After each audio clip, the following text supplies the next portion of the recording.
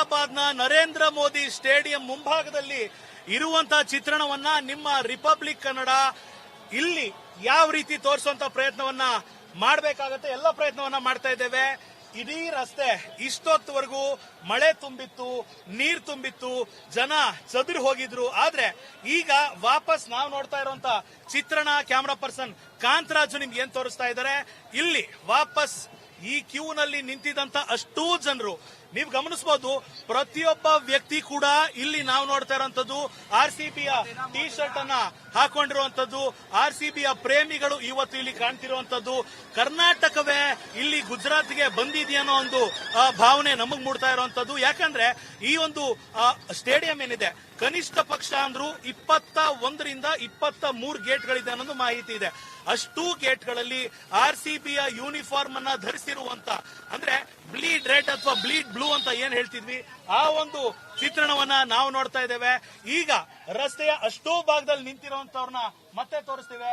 ಎಲ್ಲರೂ ಕೂಡ ಇವತ್ತಿನ ಗೆಲುವು RCB ಈ ಒಂದು ಮಾತನ್ನ ಕೇವಲ ಇಲ್ಲಿರುವಂತ ಕ್ರೀಡಾ ಪ್ರೇಮಿಗಳು ಮಾತ್ರವಲ್ಲ, ಇಲ್ಲಿ ಅಂಗಡಿ ಮುಂಗಟ್ಟುಗಳನ್ನ ಹಾಕೊಂಡಿರೋರು ಕೂಡ ಹೇಳ್ತಿರೋ ಒಂದೇ ಹೆಸರು RCB. ಇಲ್ಲಿ ಫಲೂಡಾ ಅಂಗಡಿ ಇಟ್ಕೊಂಡಿರೋರು ಹೇಳ್ತಿರೋದು ಕೂಡ RCB. ಇಲ್ಲಿ ಗೋಲ್ಗಪ್ಪ ಅಂಗಡಿ ಇಟ್ಕೊಂಡಿರೋರು ಹೇಳ್ತಿರೋದು ಕೂಡ RCB. ಇಲ್ಲಿ ಪ್ರತಿಯೊಬ್ಬ ನಿವಾಸಿ ಕೂಡ ಹೇಳ್ತಿರುವಂತದ್ದು RCB. ಇಲ್ಲಿಗೆ ನಮಗನ್ನಿಸ್ತಾ ಇರೋದು ಪ್ರಾಬಬ್ಲಿ ಕರ್ನಾಟಕದ ಕನ್ನಡಿಗರು ಮಾತ್ರವಲ್ಲ, ಇಡೀ ದೇಶದಲ್ಲಿರುವಂತ ಪ್ರತಿಯೊಬ್ಬ ಕನ್ನಡಿಗನು ಕೂಡ RCB ಗೆಲ್ಲುತ್ತೆ ಅನ್ನೋ ಒಂದು ಆಶಾಭಾವನೆಯಲ್ಲಿದ್ದಾರೆ. ಈಗ ಸದ್ಯದ ಮಟ್ಟಿಗೆ ನಾವು ನಿಮ್ಗೆ ತೋರಿಸ್ತಿರುವಂತ ಭಾಗ ಏನಿದೆ, ಇದು ಗೇಟ್ ನಂಬರ್ 2 ಹಾಗೂ 3ಗೆ ಎಂಟರ್ ಆಗುವಂತ ಸಂಪರ್ಕ ಕಲ್ಪಿಸುವಂತ ರಸ್ತೆ ಆಗಿದೆ. ಈಗಾಗಲೇ ಇಲ್ಲೂ ಕೂಡ ಜನ ಸೇರಿರುವಂತದ್ದು, ಪೊಲೀಸರ ಭದ್ರತೆಯನ್ನ ನಿಯೋಜನೆ ಮಾಡಲಾಗಿರುವಂತದ್ದು, ಟ್ರಾಫಿಕ್ ಪೊಲೀಸರು ಕೂಡ ಈ ಸದ್ಯದ ಮಟ್ಟಿಗೆ ಇಲ್ಲಿ ಟ್ರಾಫಿಕ್ ನ ಸಮಸ್ಯೆ ಆಗದೆ ಇರುವಂತ ನಿಟ್ಟಿನಲ್ಲಿ ಕ್ರಮವನ್ನ ವಹಿಸ್ತಾ ಇರುವಂತದ್ದು. ಸೊ ಈ ಒಂದು ಸ್ಟೇಡಿಯಂಗೆ ಸಂಪರ್ಕ ಕಲ್ಪಿಸುವಂತ ಅಷ್ಟೂ ರಸ್ತೆಗಳು ಟ್ರಾಫಿಕ್ ನಿಂದ ಕೂಡಿರುವಂತದ್ದು, RCB ಅಭಿಮಾನಿಗಳಿಂದ ಕೂಡಿರುವಂತದ್ದು. 18 ವರ್ಷಗಳ ಈ ಒಂದು ಕಾದಾಟ ಏನಿತ್ತು ಅಥವಾ ಕಾಯುವಿಕೆ ಏನಿತ್ತು, ಇಲ್ಲಿರುವಂತಹ ಆಟೋ ಡ್ರೈವರ್ ಕೂಡ ಮತ್ತೊಮ್ಮೆ RCBಯ ಹೆಸರನ್ನ ಹೇಳ್ತಿದ್ದಾನೆ. ಇಲ್ಲಿ RCB ಅನ್ನೋದು ಪ್ರಾಬಬ್ಲಿ ನಮ್ಮ ಬೆಂಗಳೂರಿನ ಜನರು ಬಳಸೋದಕ್ಕಿಂತ ಇಲ್ಲಿರುವಂತಹ ಜನರು ಅತಿ ಹೆಚ್ಚಾಗಿ RCB ಹೆಸರನ್ನ ಬಳಸ್ತಾ ಇದ್ದಾರೆ ಅಂದ್ರೆ ಖಂಡಿತ ತಪ್ಪಾಗ್ಲಿಕ್ಕಿಲ್ಲ. ಸೊ ನಾ ಈಗಾಗಲೇ ಹೇಳಿದಂತೆ 18 ವರ್ಷದ ಅವಧಿ ಮುಕ್ತಾಯ ಆಗಿದೆ. ವಿರಾಟ್ ಕೊಹ್ಲಿಯ ನಂಬರ್ 18 ಆಗಿದೆ.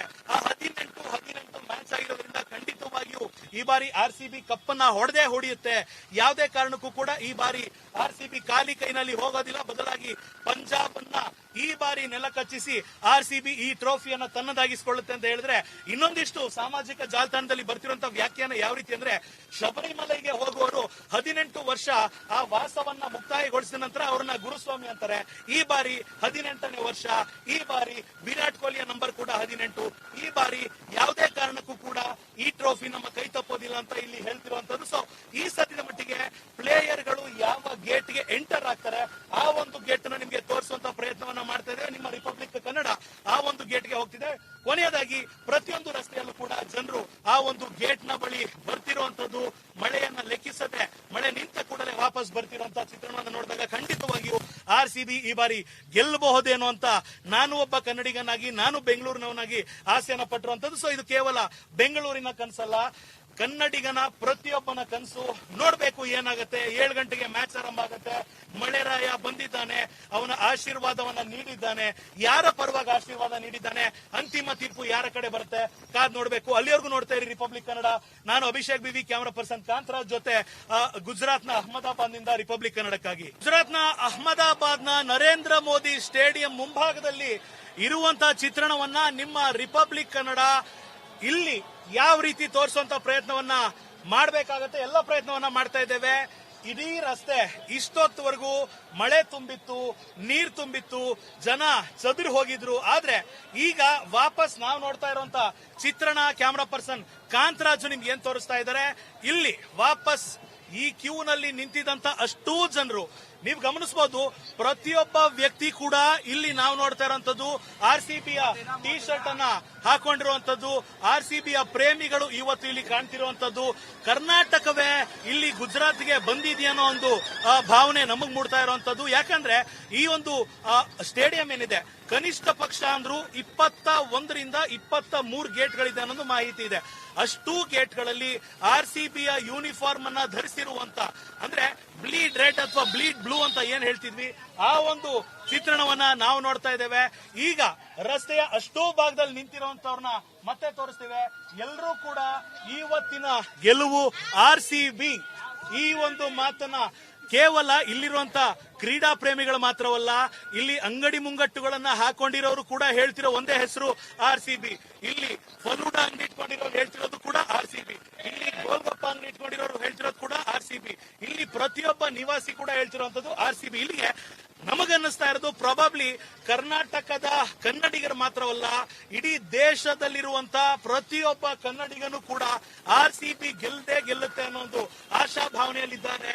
ಈಗ ಸದ್ಯದ ಮಟ್ಟಿಗೆ ನಾವು ನಿಮ್ಗೆ ತೋರಿಸ್ತಿರುವಂತ ಭಾಗ ಏನಿದೆ, ಇದು ಗೇಟ್ ನಂಬರ್ 2 ಹಾಗೂ 3ಗೆ ಎಂಟರ್ ಆಗುವಂತ ಸಂಪರ್ಕ ಕಲ್ಪಿಸುವಂತ ರಸ್ತೆ ಆಗಿದೆ. ಈಗಾಗಲೇ ಇಲ್ಲೂ ಕೂಡ ಜನ ಸೇರಿರುವಂತದ್ದು, ಪೊಲೀಸರ ಭದ್ರತೆಯನ್ನ ನಿಯೋಜನೆ ಮಾಡಲಾಗಿರುವಂತದ್ದು. ಟ್ರಾಫಿಕ್ ಪೊಲೀಸರು ಕೂಡ ಈ ಸದ್ಯದ ಮಟ್ಟಿಗೆ ಇಲ್ಲಿ ಟ್ರಾಫಿಕ್ ನ ಸಮಸ್ಯೆ ಆಗದೆ ಇರುವಂತ ನಿಟ್ಟಿನಲ್ಲಿ ಕ್ರಮವನ್ನ ವಹಿಸ್ತಾ ಇರುವಂತದ್ದು. ಸೊ ಈ ಒಂದು ಸ್ಟೇಡಿಯಂಗೆ ಸಂಪರ್ಕ ಕಲ್ಪಿಸುವಂತ ಅಷ್ಟೂ ರಸ್ತೆಗಳು ಟ್ರಾಫಿಕ್ ನಿಂದ ಕೂಡಿರುವಂತದ್ದು, RCB ಅಭಿಮಾನಿಗಳಿಂದ ಕೂಡಿರುವಂತದ್ದು. 18 ವರ್ಷಗಳ ಈ ಒಂದು ಕಾದಾಟ ಏನಿತ್ತು ಅಥವಾ ಕಾಯುವಿಕೆ ಏನಿತ್ತು, ಇಲ್ಲಿರುವಂತ ಆಟೋ ಡ್ರೈವರ್ ಕೂಡ ಮತ್ತೊಮ್ಮೆ RCBಯ ಹೆಸರನ್ನ ಹೇಳ್ತಿದ್ದಾನೆ. ಇಲ್ಲಿ RCB ಅನ್ನೋದು ಪ್ರಾಬಬ್ಲಿ ನಮ್ಮ ಬೆಂಗಳೂರಿನ ಜನರು ಬಳಸೋದಕ್ಕಿಂತ ಇಲ್ಲಿರುವಂತ ಜನರೇ ಅತಿ ಹೆಚ್ಚಾಗಿ RCB ಹೆಸರನ್ನ ಬಳಸ್ತಾ ಇದ್ದಾರೆ ಅಂದ್ರೆ ಖಂಡಿತ ತಪ್ಪಾಗ್ಲಿಕ್ಕಿಲ್ಲ. ಸೊ ನಾ ಈಗಾಗಲೇ ಹೇಳಿದಂತೆ 18 ವರ್ಷದ ಅವಧಿ ಮುಕ್ತಾಯ ಆಗಿದೆ. ವಿರಾಟ್ ಕೊಹ್ಲಿಯ ನಂಬರ್ 18 ಆಗಿದೆ. ಆ 18 ಮ್ಯಾಚ್ ಆಗಿರೋದ್ರಿಂದ ಖಂಡಿತವಾಗಿಯೂ ಈ ಬಾರಿ RCB ಕಪ್ಪನ್ನ ಹೊಡೆಯುತ್ತೆ.